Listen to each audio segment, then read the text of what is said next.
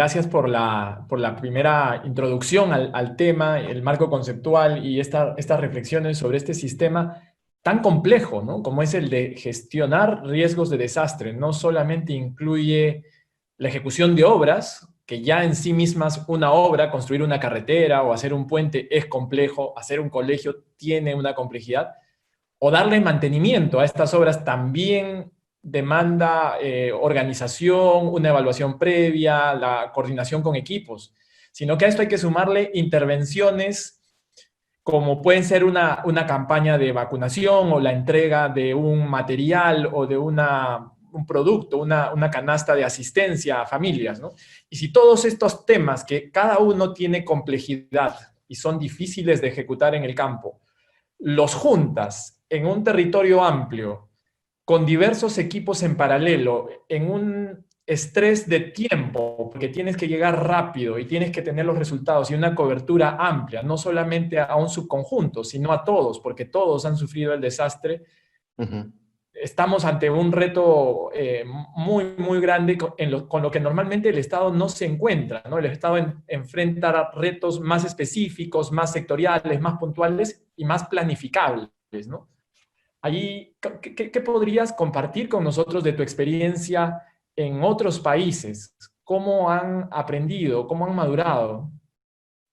Sí, tienes razón, o sea, es un tema muy complejo, muy transversal, ¿no? Por naturaleza intersectorial, multisectorial. Es un tema, lo decimos, digamos, conceptualmente, es un tema inherente al desarrollo, ¿no? Al desarrollo de los países, porque cuando ves cómo está implementado en países, digamos, que llamamos más desarrollados, eh, hay muchas de las cosas que hemos estado hablando, de los componentes de la gestión del riesgo de desastre, que están implícitamente ya integrados en la forma de desarrollar ciudades, en la forma de cómo está estructurado todos los sistemas, la caja de compensaciones, por ejemplo, y de seguros en Francia, ¿no? 100% de las comunas francesas tienen un seguro contra desastres, ¿no? Eh, y entonces el problema está más compartimentalizado y en Europa sobre todo las capacidades de todo lo que hemos hablado de reducción, de generación de conocimiento, la cuestión financiera, está integrado en las otras políticas de desarrollo de diferentes políticas y ellos han comenzado a desarrollar un marco común en el tema de protección civil. Que es decir, si el evento ocurre, ¿cómo podemos actuar? Y han trabajado mucho en unificar la respuesta, ¿no? Sí, yo creo que como hay una... Duflo dice que cuando el problema de reducción de pobreza es muy grande, uno tiene que comenzar a pensar, uno tiene este tema, no me acuerdo cómo se llama esa tendencia, cuando el problema es muy grande lo dejas de lado, ¿no? Y yo creo que muchos de nuestros países ha pasado eso. Le hemos puesto el problema y no lo hemos sabido disecar, hacerlo elementos, ¿no? Entonces, ella dice, hay que comenzar a ver cuáles son las políticas o los elementos que influyen en la reducción de pobreza, por ejemplo. Entonces, igual en gestión de riesgo, hay elementos, y lo vemos en los países, ¿no? En Colombia se ha trabajado mucho en el tema de gestión de riesgos a nivel subnacional, muchísimo, ¿no? Y más allá de todo el trabajo, de los avances que hay, tienes eventos como el de Mocoa, este huaico terrible que mató como 500 personas porque están dentro del cauce del río, ¿no? Suceden esos eventos en un país que ha desarrollado y que ha descentralizado este tema de una forma muy eficiente, ¿no? Por ejemplo, en México se ha trabajado mucho todo lo que son los aspectos financieros. México es el primer país en emitir un bono catastrófico, ¿no? Lo que llaman un cat bond. Tiene un fondo nacional de desastres. Bueno, ya no tan activo, la última administración no era muy favorable, pero ha tenido durante muchos años un fondo que les permitía, muy bien estructurado, que les permitía financiar rehabilitación y reconstrucción post-desastre, que es uno de los temas claves, ¿no? Pero sin embargo, México tiene muchos problemas en la parte de respuesta, tienen algunos, ¿no?, de desafíos en otras dimensiones. Y una vez recuerdo, solo para decirte este tema de reducción de riesgo, que a veces traemos conceptos nuevos, ¿no? Y una vez le pregunto al director de presupuesto en México, o de inversión pública en México, si ellos incorporaban la gestión del riesgo, ¿no?, al inicio de mi carrera en el banco. Y él me dice, bueno, sí, explícame un poco qué es eso, ¿no? Entonces le explico, ¿no? Y él me dice, bueno, pero para mí eso es hacer buena ingeniería. Y sí, pues tiene mucho que ver, la resiliencia de tu infraestructura tiene mucho que ver con hacer buena ingeniería. O sea, no tener buenas normas, todas esas pequeñas cosas que uno puede comenzar a construir y hacer, y que en realidad en países desarrollados, donde existen esas normas, pues esta pregunta de la gestión del riesgo no se da de la misma forma, ¿no? Se da un poco más desagregada. Pensar en África, que trabajo ahora, es completamente otra dimensión. Son en general países que han estado trabajando mucho, o que vienen de una herencia muy de defensa civil, de protección civil, y donde el tema de gestión de riesgo todavía no está. Pero, por ejemplo, en Mozambique, tengo colegas que han venido trabajando hace mucho tiempo, también con otras instituciones, con el gobierno, y se está trabajando en la creación de un fondo, en la creación de políticas e instrumentos de desarrollo territorial que incluyen, ¿no?, esta dimensión, en generar información para el diseño de esas políticas. Entonces, hay formas de entrarle al problema, y digamos, mirando los dos ejes que vimos, de sectorial y territorial, el problema al final de las escuelas debería ser un problema del Ministerio de Educación. El problema de tener una norma sísmica al nivel que necesitamos es un problema del Ministerio de Vivienda y Construcción, ¿no? O sea,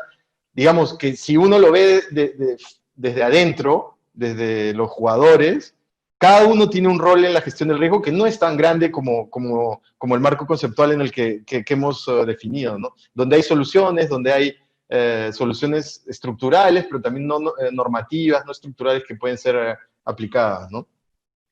Excelente punto, Oscar. Y nos hace bien conocer más de los ejemplos de otros países.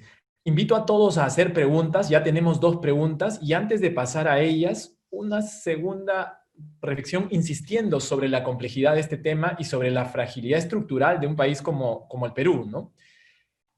Si tienen que intervenir muchos actores, muchas instituciones, tanto en el tema sectorial como territorial, al final tu capacidad de respuesta, tu capacidad de atención va a estar dada por la capacidad del eslabón más débil, ¿no? Entonces, si estás en un municipio sin recursos, sin capacidades, o estás en un tema que podría ser, ¿no?, el que fuera, ¿no?, vivienda, agricultura o gestión hídrica de cauces de ríos, etcétera, que tienen que tener como rectores sectoriales capacidades desconcentradas en los territorios, la capacidad de respuesta al final del sistema está por la coordinación y la capacidad del más débil, ¿no? Entonces, en el Perú, ¿qué podemos hacer para tener una capacidad de respuesta en estos eventos de desastre superior a esa capacidad estructural, ¿no? O sea, tipo panamericanos. En los panamericanos se optó por un modelo que logró outsourcear capacidades que no son las típicas del IPD ni de las instituciones involucradas, como el Ministerio de Educación, o incluso al final se lo adscribieron, creo, al Ministerio de Transporte por la experiencia en ejecución de obras grandes, ¿no? Pero ese evento se logró y se ejecutó con relativo éxito porque se trajeron capacidades fuera de contexto, fuera de sistema. Si hubiesen estado solo a nivel sistema, como estamos ahora enfrentando esta pandemia, otro hubiese sido el resultado. ¿Qué podríamos extrapolar ahí? ¿Hay experiencias internacionales al respecto? Sí, bueno, eso vale, digamos, para todos los temas que son un poco transversales. Este tema del eslabón débil, ¿no? Eh, no, tu pregunta es súper compleja, pero, o sea, si yo tuviera que hoy día en el Perú invertir en algo alrededor de este tema en el que no necesito movilizar, digamos, las diferentes partes o no, puedo terciarizar, digamos, ese servicio, yo comenzaría por algo que creo que es nuestra gran debilidad y es que no conocemos nuestros peligros y nuestros riesgos, ¿no? O sea, yo creo que el tema de conocimiento es un tema clave para poder hacer, o sea, generar esas acciones que pueden significar construir un sistema al final, o sea, la suma de esas acciones, construir un sistema de gestión de riesgos robusto, ¿no? Eh,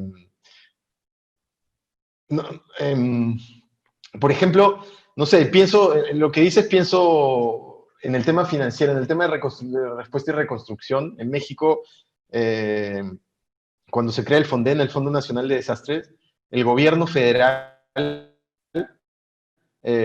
decide, bueno, ok, yo sé que ustedes tienen pocos recursos, poca capacidad de gasto, eh, yo me voy a encargar de la reconstrucción de la infraestructura que es de tu responsabilidad a 50%. ¿No? Yo voy a financiar el 50% de las necesidades económicas financieras para el financiamiento de reconstrucción de infraestructura que es de tu responsabilidad, Estado de Querétaro, no sé, ¿no?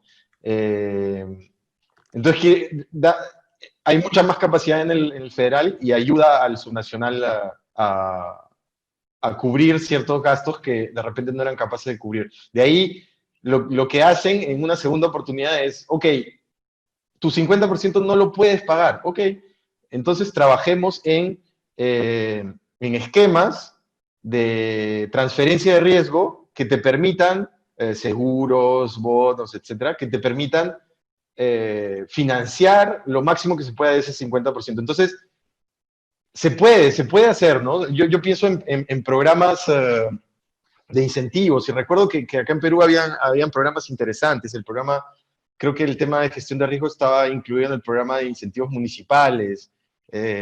Hay muchas veces, no todas, pero muchas veces la inacción en este tema de reducción de riesgos estructural, eso es cuestión de recursos, ¿no? A veces no, a veces es cuestión de otros de recursos humanos, de capacidad técnica, ¿no? Pero muchas veces son temas de recursos financieros, ¿no?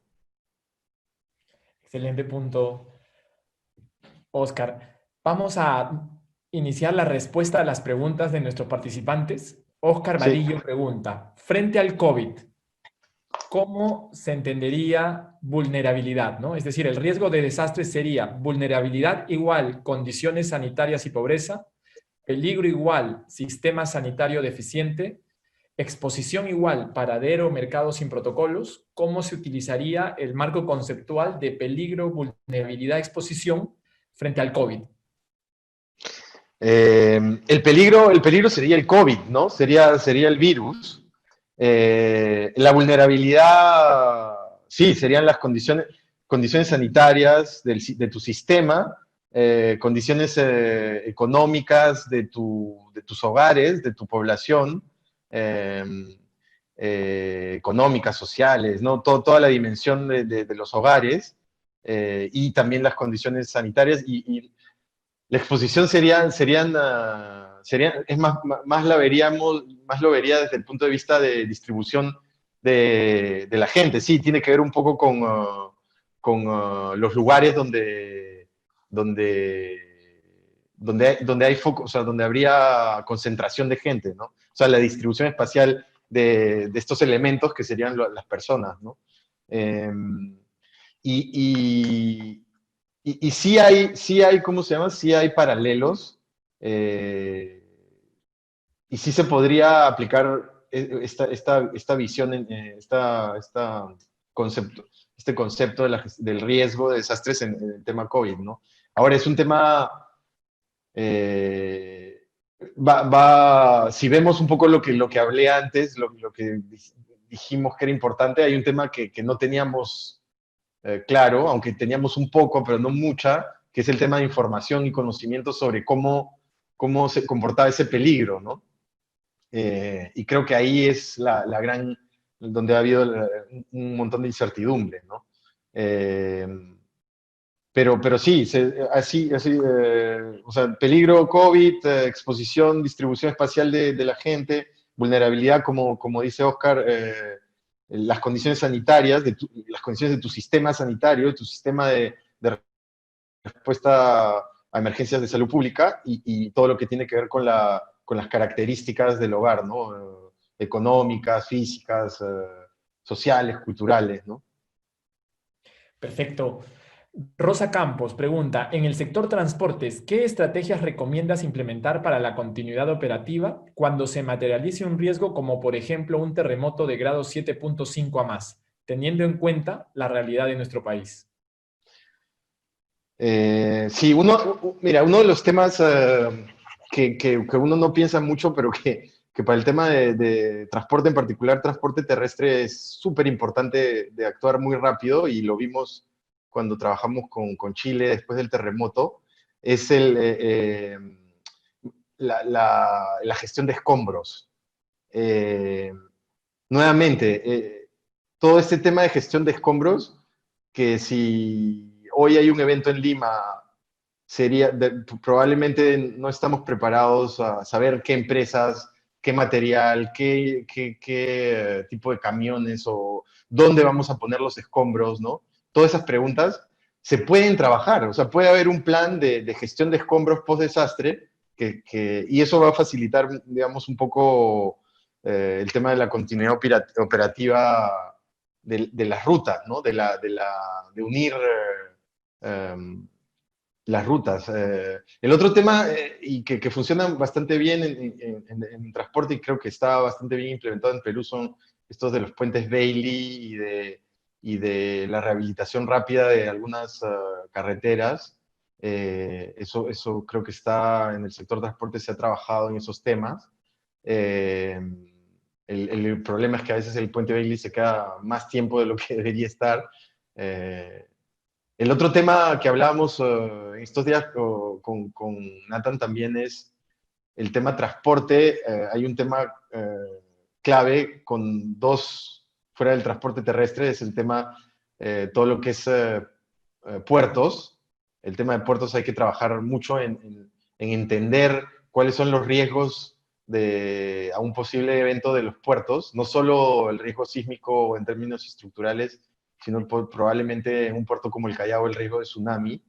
Y igual para el tema de transporte aéreo, ¿no? Los aeropuertos, hay que entender cómo están nuestros aeropuertos, si hay que protegerlos. En el tema de transportes también un tema que es importante de tomar en cuenta es el tema de eh, no me sale el concepto, tener dobles, ¿no? O sea, si tienes una vía si tienes varias Redundancia. vías entre A y B, perdón.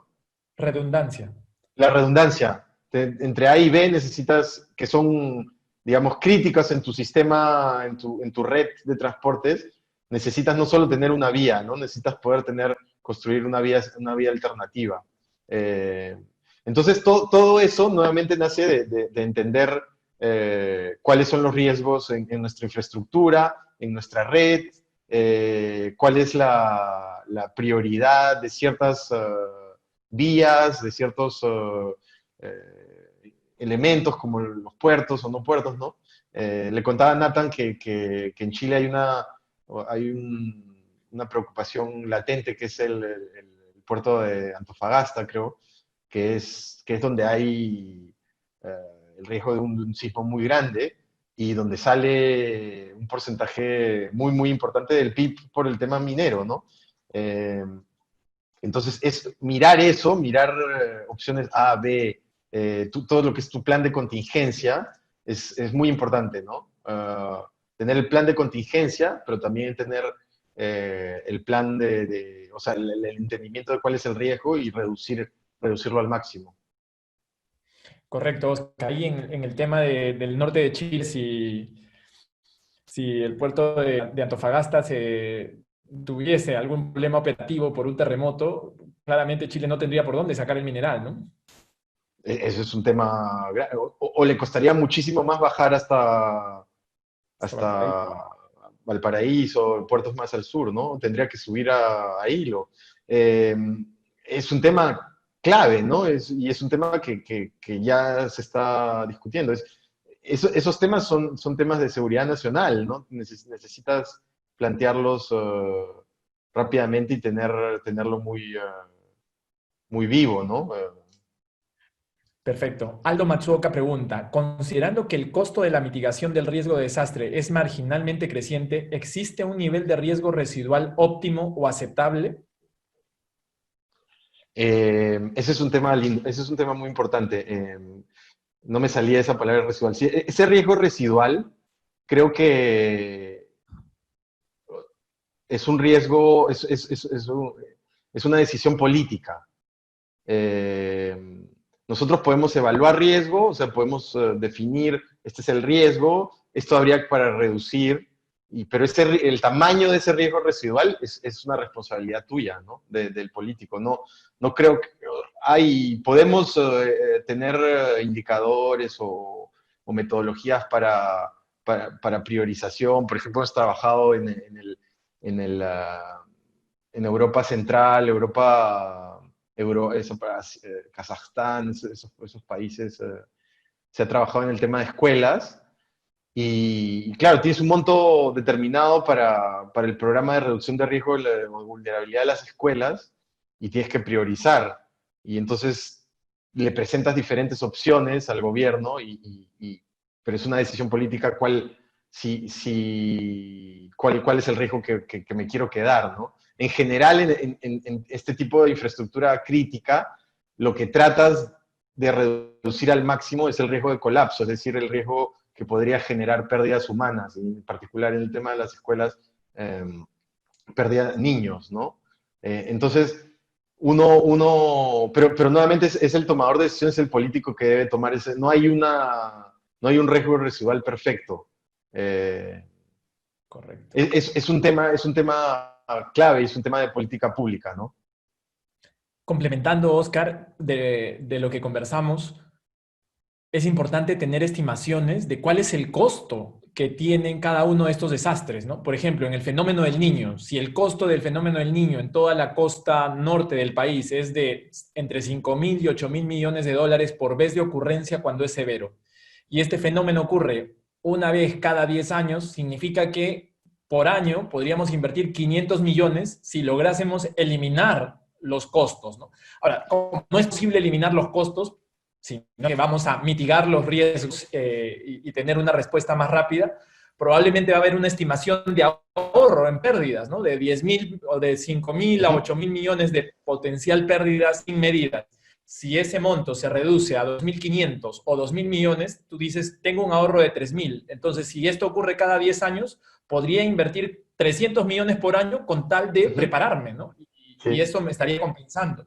O en el caso de Sí, un terremoto en Lima, que sería, creo, el desastre mayúsculo, el mayor, ¿no? El de mayor impacto para el Perú, la destrucción de capital físico podría bordear los 40.000, 50.000 millones de dólares, ¿no? Ahora, este evento ocurre una vez cada 100 años o cada 200 años. sí. Y si tenemos mala suerte, como diríamos, podría repetir 2 veces muy seguidas, ¿no? Entonces Ujú. estamos hablando de 50.000 millones entre 100 años, son 500 millones por año. Claro, no podemos eliminar el riesgo. Entonces ahí falta ese tipo de evaluación y análisis, respondiendo la pregunta de Aldo Mazzocca, ¿no? Ujú. Bueno, ok, ok. Sí, sí, sí, desde el punto de vista. Se ha trabajado, digamos, en particular desde el MEF en el Perú, lo que conozco en temas de evaluación del riesgo de esos eventos, ¿no? Con recurrencia a 100 años, así. Hay una estrategia de financiamiento del riesgo. se ha trabajado, o sea, claro, obtienes, tratas de reducir el riesgo, una parte, la parte residual que te queda como soberano, pues dices, ¿cómo la financio? Uno la absorbo, como tú dices, la puedo absorber con presupuesto, doy un monto determinado para la respuesta, para la reconstrucción anual, y otra la financio en el mercado de capitales o de reaseguros, o con bonos, con seguros paramétricos, con diferentes tipos de instrumentos, y la otra la puedo financiar con deuda con instituciones financieras, ¿no? Que es un poco lo que se ha venido trabajando. No había entendido la pregunta desde ese punto de vista, pero gracias por... Uno es el tema de reducir, puedes reducir, escoger con los recursos que tienes. Una vez que queda lo que queda, ¿cómo lo manejas? Lo manejamos a través de diferentes opciones, ¿no? Uno es absorción, transferencia, y la otra es, hay préstamos contingentes, el BID, el banco, la CAF, JICA, ofrecen préstamos que llamamos contingentes, que se desembolsan en el momento de la ocurrencia de un desastre, ¿no? De la declaración del desastre. Perfecto. Preguntas. Tenemos varias preguntas y ya debemos pasar a la siguiente sección, así que vamos a hacer un ping-pong. Sí. Félix pregunta, ¿cuáles serían las diferencias entre riesgos y peligros en el contexto pandémico y su implicancia en la actual administración gubernamental y efectos en las medidas conocidas como gastos e inversión, ¿no?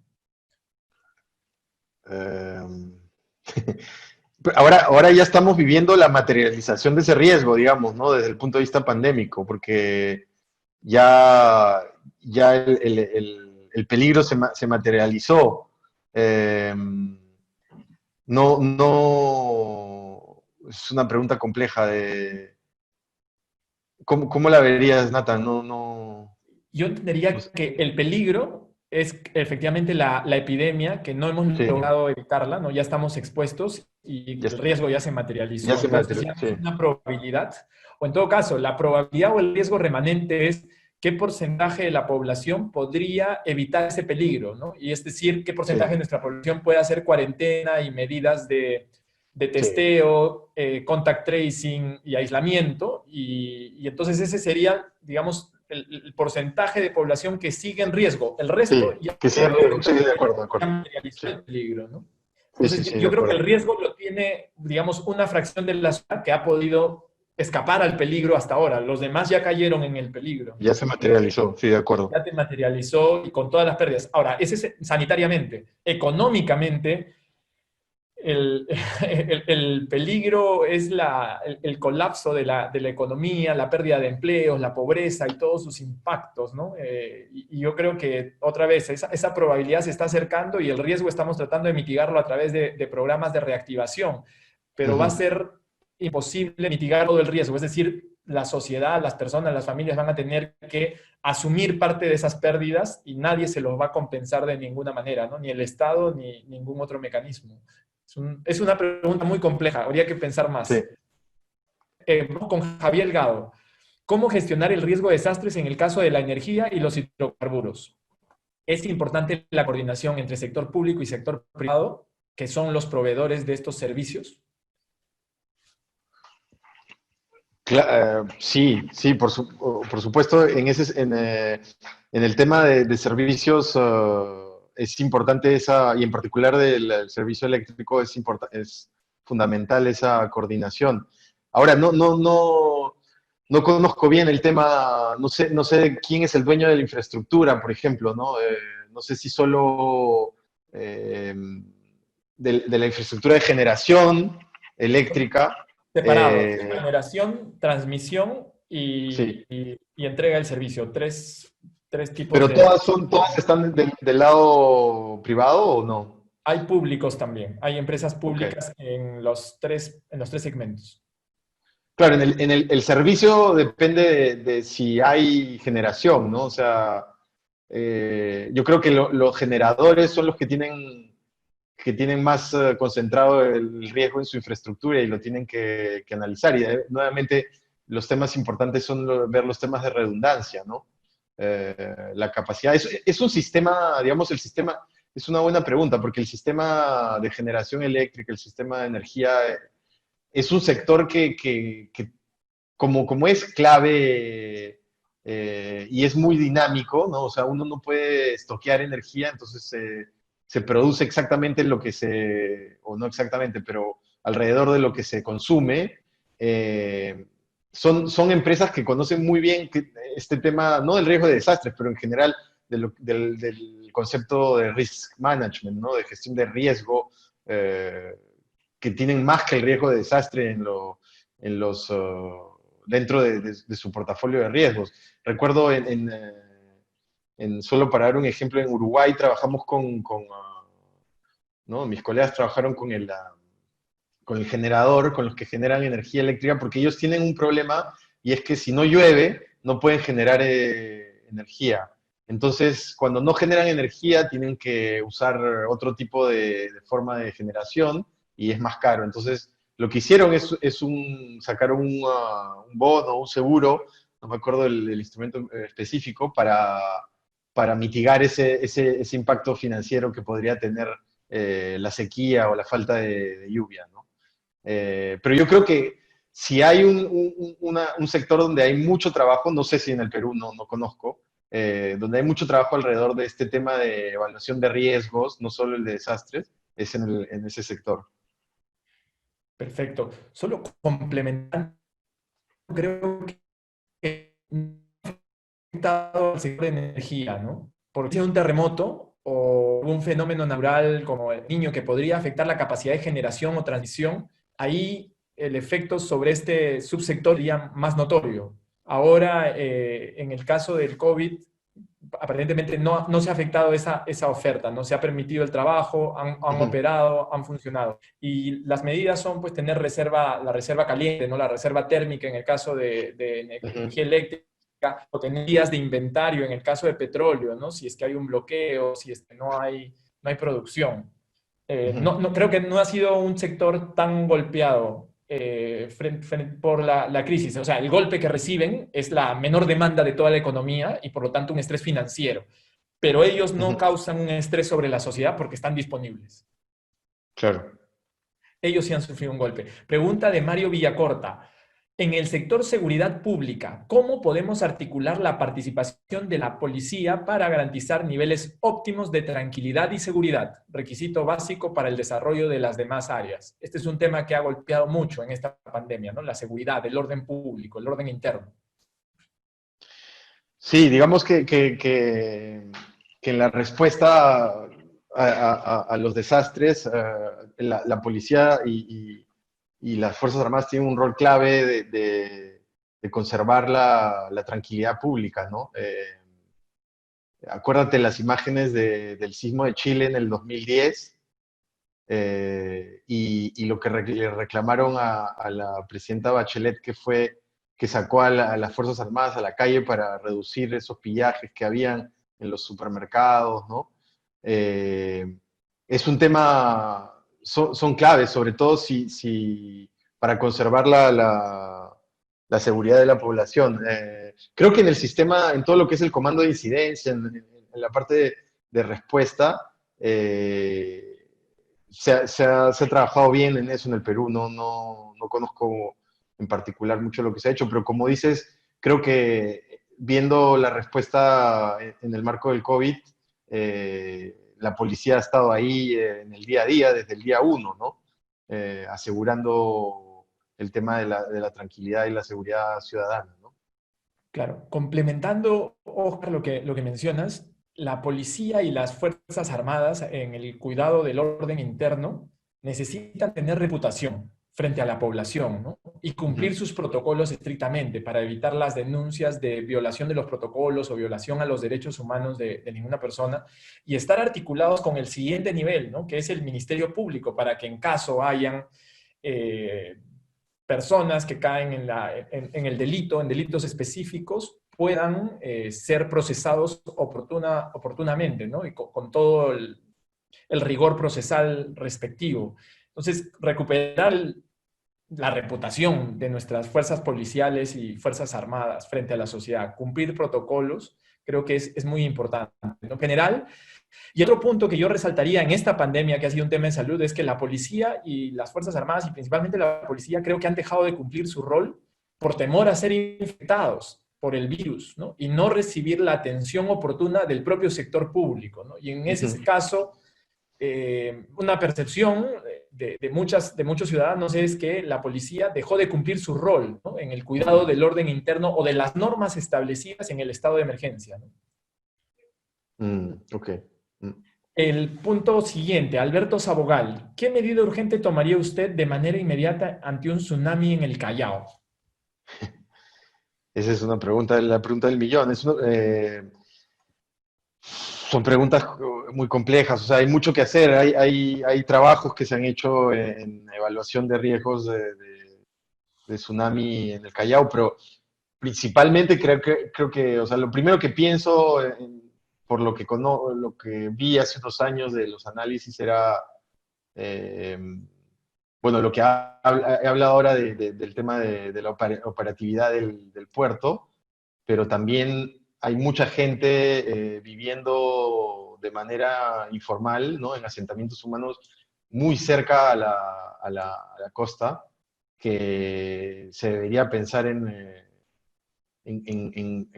mover o no, en relocalizar o ver qué se puede hacer en ese sentido, ¿no? Pero hay un peligro inminente ahí de poblaciones que no sé si son totalmente formales, que se han instalado en esa parte del Callao. Eh, Eso es una de las ideas, pero bueno, es un tema que daría para todo un webinar, creo. Correcto, es un tema muy complejo. Rosa Campos nos pregunta, ¿qué estrategias deben implementar para la toma de conciencia del gobierno respecto a la gestión oportuna del riesgo, ya que la reacción tardía provoca pérdidas humanas, económicas y otras? Ahora vamos a ver, creo que eso nos abre también la discusión un poco de lo que vamos a presentar de lo que hay en el Perú, ¿no? Correcto. Porque de repente la gente no lo conoce. Y yo creo que hablábamos con Nathan en estos días, en el Perú existen muchos elementos ya establecidos, al menos desde el punto de vista del marco legal e institucional. Si te ¿Sí? parece, estas dos preguntas las dejamos para el siguiente Sí, intermedio porque creo que dale. tienen relación directa con tu Sí, presentación sobre Perú. sí. Excelente. Ok, entonces sigo, ¿no? Por supuesto. Perfecto. Bueno, ahora Nathan me pidió que diera contar un poco algunas de las cosas sobre la gestión del riesgo de desastre en el Perú. Hace varios años que no trabajo en el Perú, trabajé hasta como el 2016 en temas relacionados a este tema en el Perú. Entonces me perdonan las últimas novedades, quizás no las tenga, quizás ustedes no las puedan contar si están más al día en estos temas, pero un poco la idea es ver cómo es la normativa en el tiempo, ¿no? O sea, lo que vemos fundamentalmente es que hay dos eventos principales que generan cambios del marco legal. El terremoto de Yungay en mayo del 70, que 2 años después se crea el Sistema Nacional de Defensa Civil, el SINADECI, y el terremoto de Pisco en el 2007, 3 años después, un poco más de 3 años después, se crea el actual sistema, el Sistema Nacional de Gestión del Riesgo de Desastres, SINAGERD, y, y los, los tirando es que solamente 2 meses después se aprueban los reglamentos, lo que quiere decir que había un interés, una prioridad muy grande en ese tema, ¿no? Recuerdo que estamos trabajando, apoyando al país en esos temas desde el banco, en el BID también hubo mucho apoyo de las instituciones financieras internacionales, y de ahí bueno, 2011 es el cambio de ley, pero antes hay dos eventos importantes. Uno es la creación del programa presupuestal estratégico el 068 de reducción de vulnerabilidad y atención de emergencias por desastres. Y la otra es que en el Acuerdo Nacional, en diciembre del 2010, se incluye una política de Estado, la 32, referida al tema de gestión de riesgo. O sea, por primera vez en mucho tiempo, bueno, por primera vez, el tema de gestión de riesgos se visibiliza entre las políticas importantes de Estado, ¿no? En el noviembre de 2012 se aprueba la Política Nacional de Gestión de Riesgo y en mayo del 2014 el Plan Nacional para la Gestión de Riesgo 2014-2021, que es el instrumento, digamos, que ayuda que ayudaría a medir, a monitorear, a supervisar, a entender un poco la implementación de la gestión del riesgo en el Perú. A inicio del 2017 hay cambios en el rol de la PCM como ente rector de la ley del SINAGER, y en particular uno que es el CENEPRED, que es el Centro Nacional de Evaluación y Prevención de Riesgos, que estaba adscrito a la PCM, pasa a depender del sector defensa. La estructura del SINAGER tiene como ente rector a la PCM, como ente digamos, de asesoría técnica de largo plazo al CEPLAN.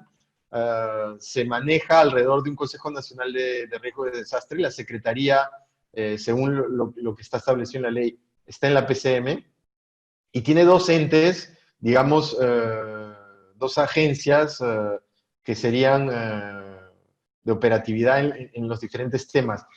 Creo que ahí hay no lo quiero llamar error, pero hay un primer desafío que se genera en el Perú, y es que la gestión del riesgo, esas cinco pilares que conversamos al inicio, se divide.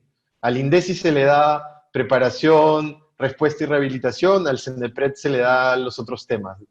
Eh, Cuando lo que hemos visto, y desde la perspectiva que yo les he presentado, son subsistemas que viven conjuntamente, ¿no? Donde no sabría decir si la mejor forma es dividir la responsabilidad en dos. Después está el tema, creo que es un tema principal, y es el rol y la responsabilidad de los gobiernos regionales y locales, y transversalmente, pues la sociedad civil, el sector privado, las entidades privadas y las Fuerzas Armadas y policiales, como lo hemos conversado. Esta es un poco la estructura del SINAGER.